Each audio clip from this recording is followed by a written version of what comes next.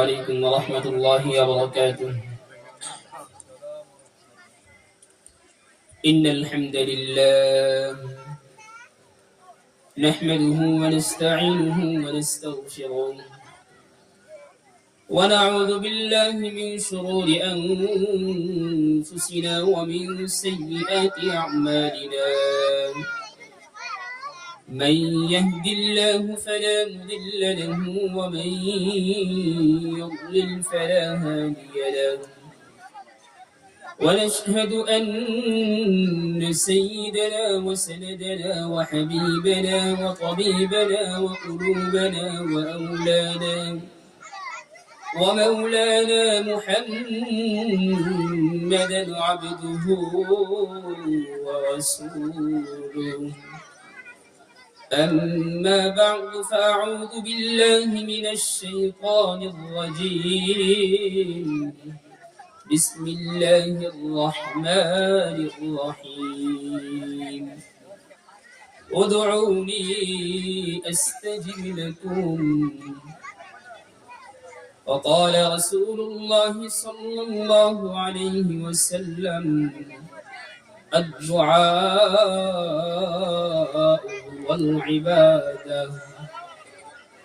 آمنت بالله وصدق الله وصدق رسوله النبي الأمي الكريم، ونحن على ذلك لمن الشاهدين والشاكرين، والحمد لله رب العالمين. الحمد لله. নন্দিনা আয়েশা সিদ্দিকা রাদিয়াল্লাহু তাআলা আনহা মহিলা মাদ্রাসার উদ্যোগে আয়োজিত আজকের মুহূর্তে সম্মেলনের মুহতারাম সাদাত সভাপতি সাহেব, প্রধান অতিথি সাহেব এবং আমন্ত্রিত উলামায়ে কেরাম হযরত, আমার সামনে উপবিষ্ট মুরব্বিয়ানে আইজান, তালেবে ইলম, পর্দার আড়াল থেকে আলোচনায় শামিলরত মা বোনেরা, তো সেই মালিকের দরবারে কালিমাতে শুকর করি আল্লাহ তাআলা আপনাকে আমাকে শামিল হাল করে আজকের মুহূর্তে মুবারক মাহফিলে আসবার বসবার তৌফিক দান করেছে, সেজন্য সেই মালিকের দরবারে শুকর আদায় করি আলহামদুলিল্লাহ।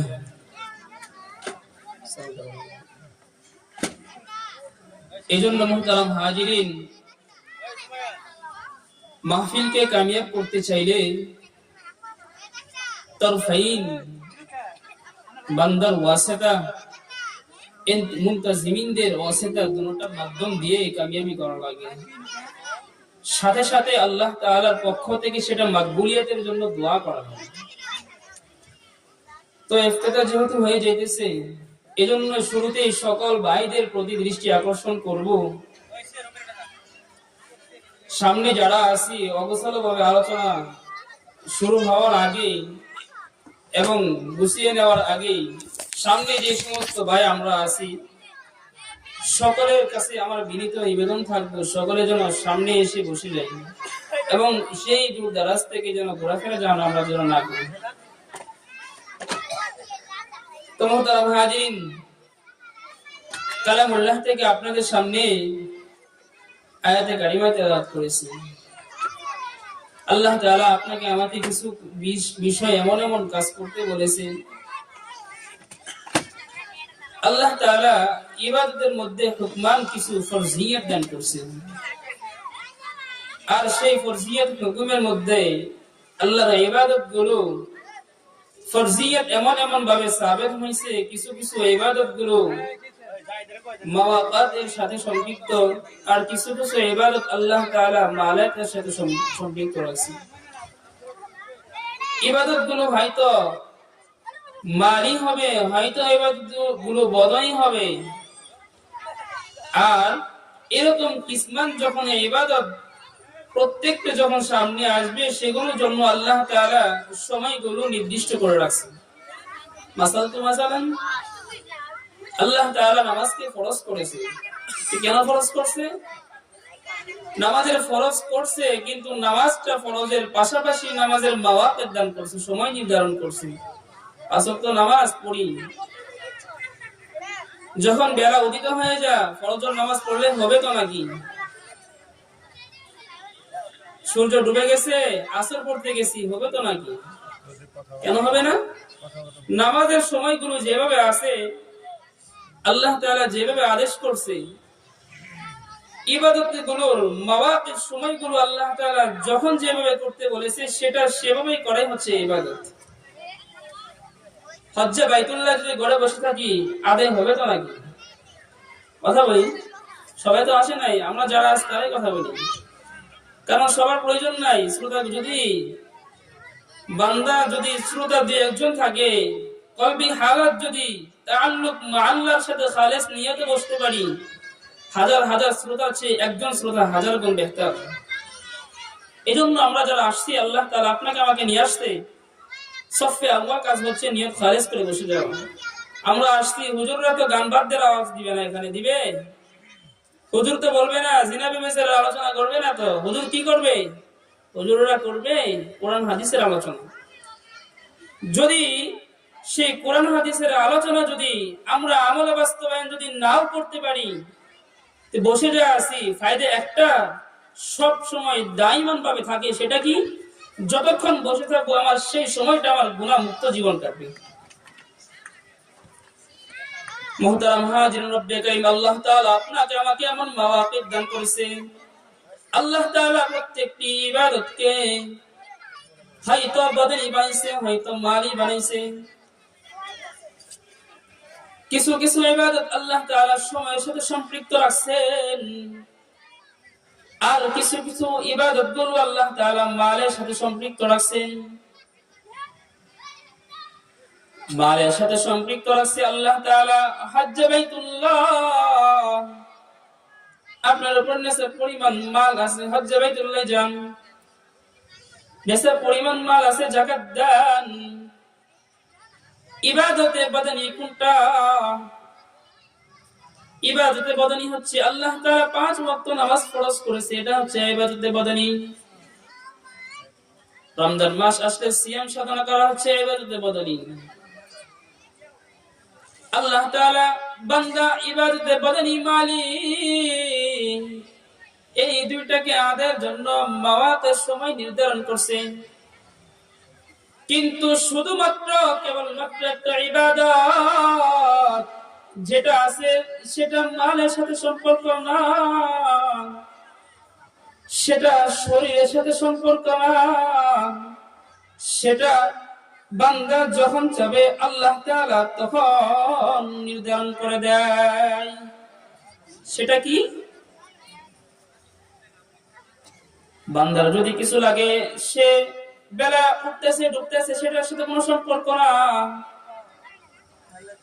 দুনিয়াতে কেবলমাত্র শুধুমাত্র একটা ইবাদত আছে, হর সময় হর জায়গায় হর মাকানের মধ্যে আল্লাহ তাআলার কাছে সেটা ইবাদত করা যায়, সেটা হচ্ছে দোয়া।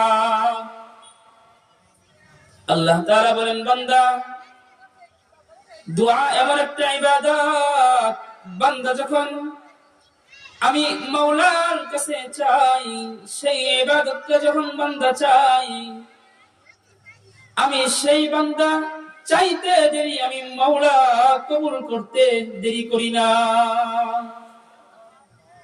দেখেন, আপনি চাইছেন বন্দি করে, আপনি চাইছেন খেতে চাইছেন, খামারে চাইছেন, রাজপ্রাসাদে চাইছেন, সংসদ ভবনেও চাইছেন, আপনি যেখানে যাবেন সেখানে যদি আল্লাহরে বলে ফেলেন, মাওলা নিজ নফসের প্রতি জুলুম করে ফেলেছি, মাওলা মাফ করো,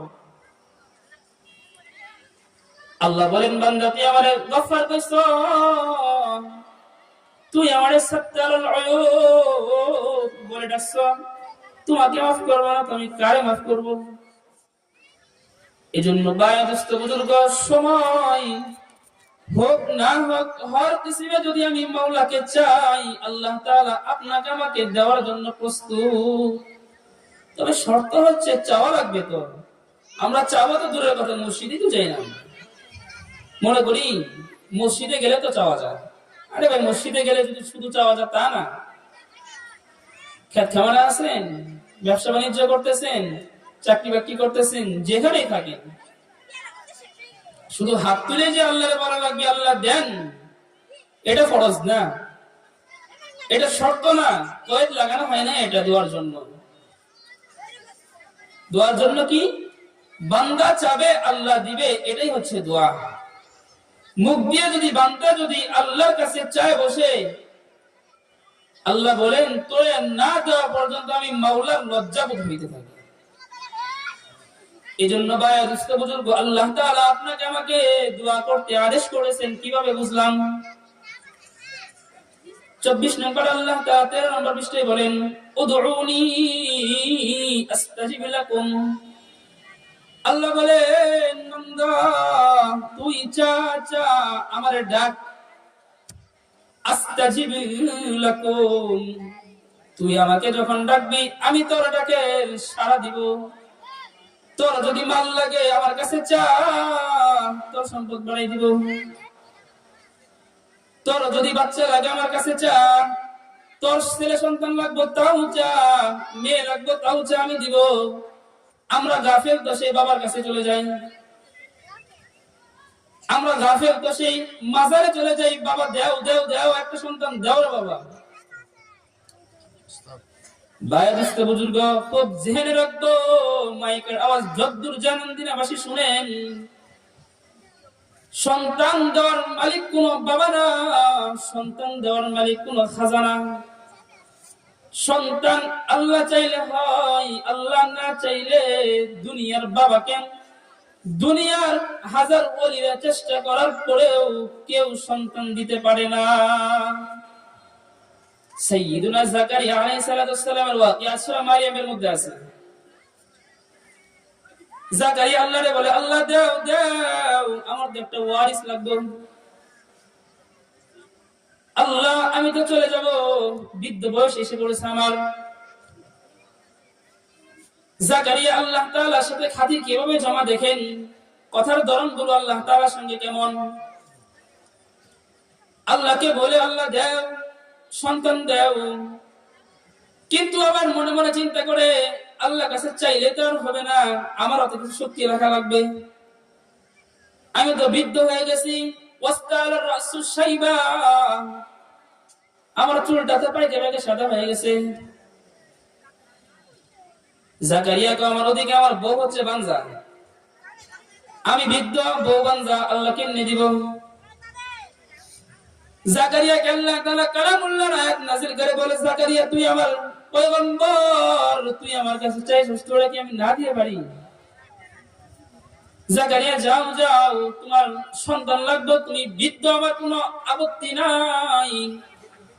তোমার স্ত্রী বান্দা, তাও আমার কোনো সমস্যা নাই, তুমি চাইছো আমি মাওলা দিব। কারণ আল্লাহ তাআলা বাপ ছাড়াও সন্তান দেয়, মা ছাড়াও আল্লাহ সন্তান দেয়। কিভাবে? বাপ ছাড়া সন্তান দেয়। আমাদের পয়গম্বরের আগের পয়গম্বর ঈসা আলাইহিস সালাম বাপ ছিল না। আল্লাহ মারিয়ামকে সেই বাপ ছাড়া দুনিয়াতে সন্তান কেমনে আসতে হয় আল্লাহ তাআলা জাতিকে দেখাই দিয়েছে। বৃদ্ধ বয়সে যে সন্তান পাওয়া যায় আল্লাহ তাআলা যাকারিয়ার মাধ্যমে জাতিকে দেখাইছে। বাপ বৃদ্ধ, মা বানজা, তাও আল্লাহ তাআলা সন্তান দিয়ে জাতিকে বুঝাই তোর শক্তির দ্বারা, তোর স্ত্রীর কৃতিত্বের দ্বারা তুই সন্তান পাস নাই। আমি মাওলা নিয়মকে ভেঙ্গে আমার পয়গম্বরের জন্য অনিয়মকে নিয়ম বানাই দিছি, আমি হচ্ছে সেই মাওলা। আল্লাহ তাআলা এমন সত্য, এমন জাত, যিনি সবকিছু সব বিষয়ে সব সময় করতে সক্ষম। কবি এক জায়গায় বলেন কাদেরে কুদরত তুদারি হরছে খাহি আকুনি, কাদেরে কুদরত তুদারি হরছে খাহি আকুনি, মুর্দারা তো জান বখশি জিন্দারা বে জাকুনি, মুর্দারা তো জান বখশি জিন্দারা বে জাকুনি। আমার মাওলা হচ্ছে এমন মাওলা যিনি অসম্ভবকে সম্ভব করতে পারে, বান্দার ঘরে সন্তান দিতে পারে। বাপ সারা সন্তান দিতে পারে। আল্লাহ তাআলা ফকিরকে ধনী বানাইতে পারে, ক্ষমতাধরকে রাজ সিংহাসন থেকে বেজ্জতি করে, লাঞ্ছিত করে, অপমান করে আসন থেকে নামাই দিয়ে বঞ্চিত বেজ্জতি করে, সেই হচ্ছে মাওলা। আমাদের মালিক কে? সকলে ডাক দেন ইয়া আল্লাহ। আমাদের সৃষ্টি করছে কে? সকলে জুড়ে বলে আমাদের মালিক কে? আমাদেরকে খাওয়াই কে? আমাদেরকে পয়দা করছে কে? মৃত্যু কে দিবে? কারণ আল্লাহ তাআলা এমন এক মাওলা, সব সময় যার মাধ্যম ছাড়া, যার রহমত ছাড়া বান্দা আমি পারবো না। এই যে নিঃশ্বাসটা যে নেই, শুধুমাত্র নিঃশ্বাসটা বন্ধ করে দিলে বোঝা যাবে আসলে আল্লাহর নিয়ামতটা কত বড়। যারা আইসিইউতে আছে তারা বুঝতে পারে প্রতিটা মুহূর্তে কিভাবে তাদের অ্যামাউন্ট দেওয়া লাগে। বুঝি কম আমরা, কিভাবে বুঝি কম? মাওলা চাইতে কইছে সহজ পন্থা। বলতে পারেন আজকাল হতে পারে যে হুজুর আল্লাহ চাইতে বলছে, অনেক সময় তো আল্লাহর কাছে চাই, আল্লাহ ছেলে দাও, সন্তান দাও, ধন সম্পদ দাও, আল্লাহ মাল যেগুলো আছে সব বাড়াই বাড়াই দাও। আল্লাহ তো দেয় না, সকালে চাই, রাত্রে চাই, সবসময় তো চাই, আল্লাহর কিছু দেয় না। তো মেরে ভাই বুজুর্গ একটা বিষয় স্মরণ রাখবে, সেটা হচ্ছে আল্লাহর কাছে যেটা চাবেন সেটা কখনো বিফল না। আল্লাহ তাআলা হয় দুনিয়াতে দেয়, আর দুনিয়াতে না দিলে সেটা স্টক রাখে। মরবেন তো আপনার আখিরাতের মধ্যে আল্লাহ তাআলা দিতে শুরু করবে। আফসোস করে বলবেন আল্লাহ যদি দুনিয়ার মধ্যে কোনো নিয়ামতই না দিত আমারে, দুনিয়াতে যদি নিয়ামত যদি না দিত আমারে, তো আমি আল্লাহর কাছে বেশি বেশি যদি চাইতে পারতাম, তো আখিরাতে আমি বড় জান্নাতের মালিক হয়ে যেতে পারতাম। মৃত্যুর পরে আফসোস লাগবে। এজন্য বড়রা বলে আল্লাহর কাছে চান চান চান। কেন চাবেন? আল্লাহ দিবে আপনাকে। দুনিয়াতে কে আসি, এখানে যারা আসি মাহফিলে যদ্দূর চাইতেছি, কেউ দিলের মধ্যে, বুকের মধ্যে হাত দিয়ে বলতে পারবো জীবনে কোনো গুনাহ হয় নাই? কেউ বলতে পারবো? পারবো না। কেন পারবো না? গুনাহ করছি তো আমরা। তো গুনাহ করলে তো ক্ষমা চাওয়া লাগে। আমাদের নবী 100 বার তওবা করতে প্রত্যেকটা দিন, গুনাহ না থাকা সত্ত্বেও উম্মতকে তালিম দেওয়ার জন্য। আমরা এমন আল্লাহ হয়ে গেছি, মাফ চাবো তো দূরের কথা, আল্লাহর কাছে চাবো তো দূরের কথা, নামাজটা পড়তে রাজি না আমরা। এজন্য বয়স্ক বুজুর্গ মাওলার কাছে চাওয়া লাগবে। আল্লাহর কাছে চাইলে আল্লাহ দেয়। আল্লাহর কাছে যদি বান্দা চাই, আল্লাহ তাআলা সেই চাওয়াটা তার ইবাদতের মধ্যে গণ্য করে দেয়। আল্লাহর কাছে চায় না লাগে। অনেক আছে মসজিদে যায় না, দাড়ি কাটে, গুনাহ করে, বেপরদায় থাকে, জিনা করে, সুদ খায়, ঘুষ খায়, এমন গুনাহ করে, গুনাহ করতে করতে নিজের জীবন জর্জরিত করে ফেলাইছে। কিন্তু ধীরে ধীরে একদিন এরকম ওয়াজ মাহফিলে আসছে, মসজিদে গেছে, খতিব সাহেব বয়ান করার দিন নরম হয়ে গেছে। বয়ান করার পর চিন্তা করলো, না না না, জীবনে অনেক ভুল করছি, আর গুনাহ করব না। সেই বান্দাটাও যদি মাওলার কাছে চাই, আল্লাহ বলে তুই কয় বছরে গুনাহ করছস? সে বলতে পারে মাওলা আমি 80 বছর গুনাহ করছি, 60 বছর গুনাহ করছি। গুনাহ করতে করতে তো মাওলা জীবনটা শেষ করে ফেললাম। যুবক যারা আছে তারা বলবা তোমাদের মোবাইলের মধ্যে ডিলিট অপশন আছে কিনা? নাই। আছে? ডিলিট এর পর আবার একটা অপশন আছে, অল ডিলিট, আসেনি? ডিলিট যদি অপশনে যদি ক্লিক করে, যেটাকে ক্লিক করার পর ডিলিট চাপবো, তো সেটা একটা যাব বা দুইটা যাব। কিন্তু রিমুভ করার পর যদি সেটা অল ডিলিট মেরে দেয় গুনাহ, বা সে অল ডিলিট মারার পর সেই প্রোফাইলে একে একে যেগুলো সফটওয়্যার, যেগুলো বিষয়গুলো সেভ করছে সেগুলো থাকে তো নাকি? থাকে। বিষয়টারে সফটওয়্যারে নিয়ে আসার পর সেটা ডিলিট মেরে দিলেন, সেভ করছেন, ডিলিট করলেন, সেটা প্রোফাইলে আছে? নাই। তো এরকম ভাবে 1 2 3 4 শতটা যদি একসাথে ক্লিক করার পর অল ডিলিট মেরে দেই, তো থাকবে তো সেভ করাটা নাকি? আমার আপনার বাংলার কম্পিউটার যদি অল ডিলিট আর ডিলিট অপশন থাকে, আমার মাওলার কি অল ডিলিট অপশন নাই? বান্দা বলেন, বান্দা তুই যদি আমি মাওলা গফফারের কাছে চাস, আমি মাওলার কাছে যদি নান্দিনার মাহফিলে যাওয়ার পর যদি আমি মাওলার কাছে গুনার মাফের জন্য যাস, তওবা করে যদি বলস মাওলা গুনাহ করছি, বুঝি নাই, অন্যায় করছি, নাফরমানি করছি, নফসের তাবেদারি করছি মাওলা, আর তো মাওলা গুনাহ করতে রাজি না, মাফ করে দাও, ক্ষমা করে দাও। আল্লাহ বলেন, তোর বানানো কম্পিউটারে যদি অল ডিলিট অপশন থাকে, আমি মাওলার নিকটে অল ডিলিট কেন তার চেয়ে বড়টা আছে। তুই যদি গফফারের জন্য ক্ষমা চাস, তোর জীবন 80 বছরের গুনাহটাও যদি থাকে, আমি মাওলা সবগুলো ধুয়ে মুছে সাফ করে দিব। শুধু তা করব না, আবাদদালতু সাইয়্যাতিহিম হাসানাত। আল্লাহ বলেন, তুই গুনাহ করছস, গুনাহ মাফ করব, শুধু তা না, গুনাহটার আবার নেকি দিয়ে পেমেন্ট করে দিব। এজন্য বায়দস্ত বুজুর্গ সব সময় সব জায়গায় আল্লাহর কাছে চাওয়া লাগবে, দোয়া করা লাগবে, গুনার জন্য মাফি চাওয়া লাগবে। কারণ গুনার জন্য যদি না মাফ চাই, দুনিয়ার মাওয়াকিত গুলো শেষ হয়ে যাবে, আখিরাত আসবে, আখিরাত আসবে, দুনিয়ার হাইসিয়ত শেষ, পরপারে চলে যাওয়া লাগবে।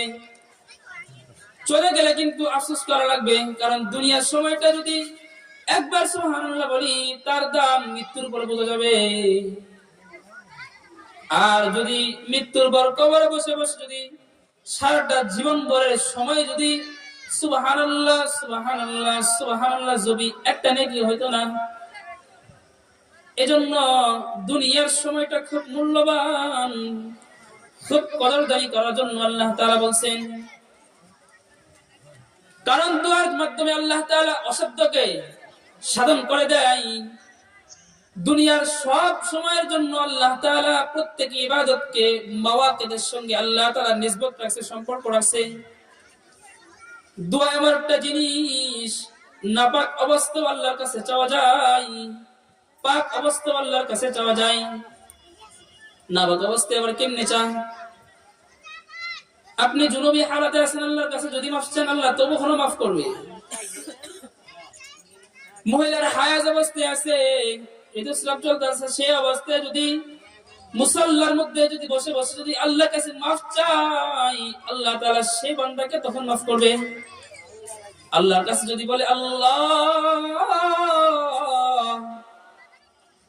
মাওলা পবিত্র থাকলে তোমার ইবাদত করতাম, মুসাল্লায় বসে বসে তোমার নামাজ পড়তাম, আল্লাহ তুমি তো আমাকে নাপাক অবস্থা দান করছো,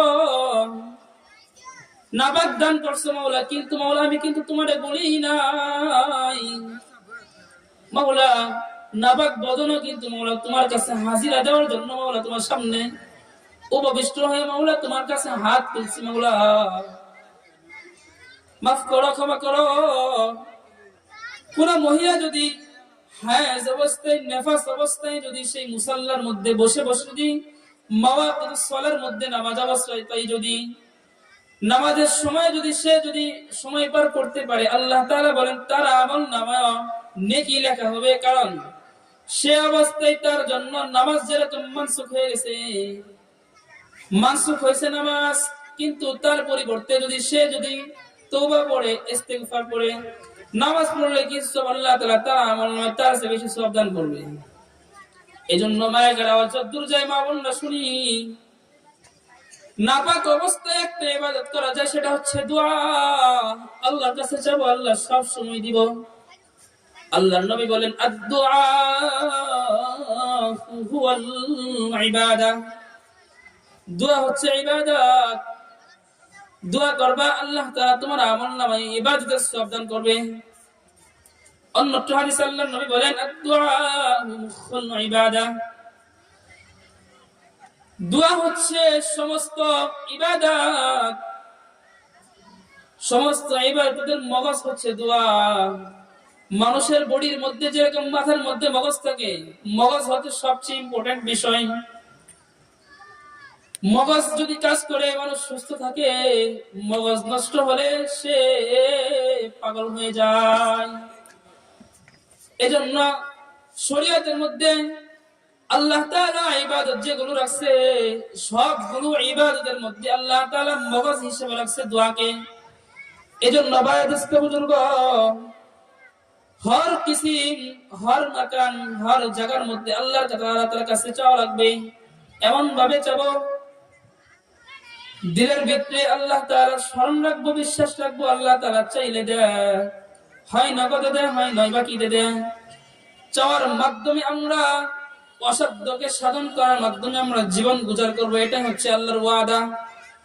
আল্লাহ তাআলা জন্য বলেন, বান্দা চাও, তুমি চাবা আমি মাওলা তোমাকে দিব। আর তুমি যখন চাওয়া শুরু করবা আমি মাওলা তখন তোমাকে দেওয়ার জন্য প্রস্তুত হয়ে যাব। আল্লাহর কাছে চাবো তো নাকি? আল্লাহর কাছে চাবেন কে কে দেখি, দুই হাত দিয়ে আল্লাহর দেখাই দেখি। ওই যে দুই একজন বাদ পাচ্ছে, চিন্তা করতেছে এই শীতের দিন শুরু হয়ে গেছে, হাত তুলতে কষ্ট হতে পারে, হাত নামাই। কারণ দেখেন, চাওয়ার মাধ্যমে যদি শুরু করে দেয়, ইমাম গাজ্জালি একটা কথা বলছে, গুরুত্বপূর্ণ কথা বলছেন।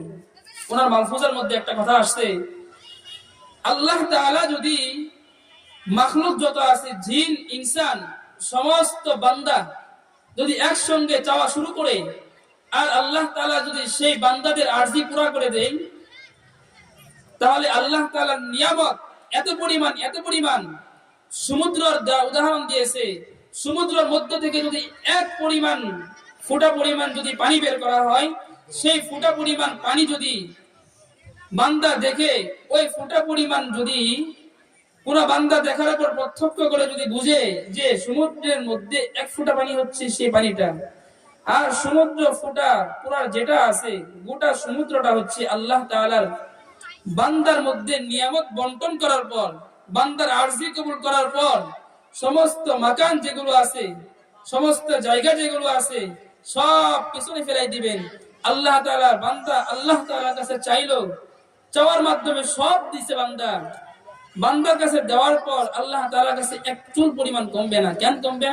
সমুদ্র ফুটা পাত্রা হচ্ছে বান্দাকে দেওয়া পরিমাণ, আর বাকি যেটা আছে সেটা হচ্ছে আল্লাহ তাআলার গফফার, আল্লাহ তাআলার খাজানা হচ্ছে সেই পুরা সমুদ্র। মুদ্দা কথা মুখতাসার সময়ের মধ্যে যেটা বোঝার চেষ্টা করলাম, বান্দা হর কিসিম হর মাকানে হর জায়গায় বান্দা আল্লাহ তাআলার কাছে চাবে। কারণ চাওয়াচাওয়ি এটা বান্দা আর আল্লাহ তাআলার সঙ্গে নিসবত। বান্দা চাবো আল্লাহ দিব, বান্দা চাইলে আল্লাহ দিব, বান্দা না চাইলে আল্লাহ দিব না। এজন্য ভাই দোস্ত বুজুর্গ, মাহফিল শুরু হয়েছে।